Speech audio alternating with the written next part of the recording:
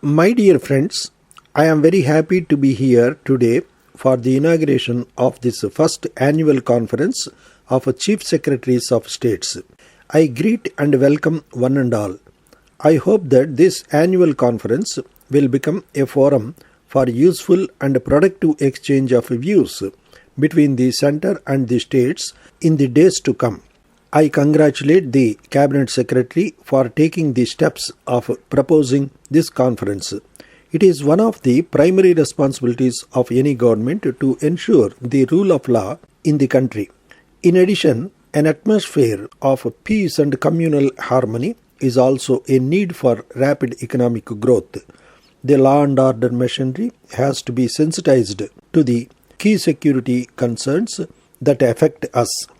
Terrorism and extremism have to be tackled with a firm but effective and sensitive hand. You have to be aware not only of local and regional happenings but also the country as a whole.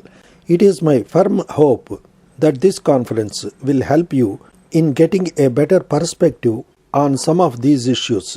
Poor infrastructure facilities continue to be a roadblock in the way of our rapid economic progress.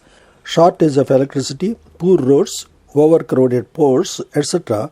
all hamper our economic efficiency and damage our national and international image.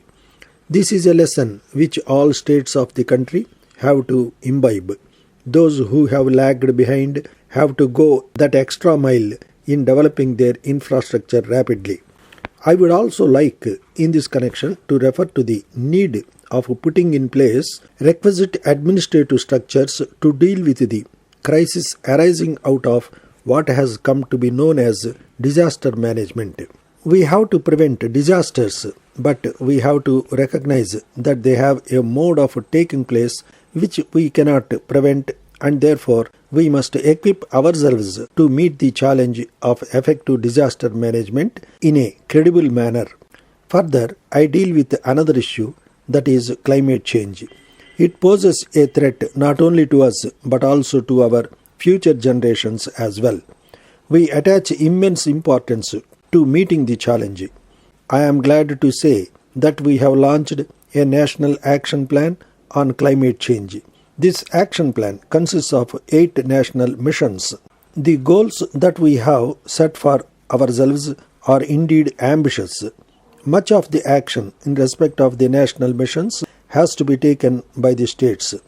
There will be need for local adaptation for assessing what will work and above all for involving the local communities in the process of implementation. It rests upon you to provide the necessary leadership and impetus to the implementation of these very important 8 missions.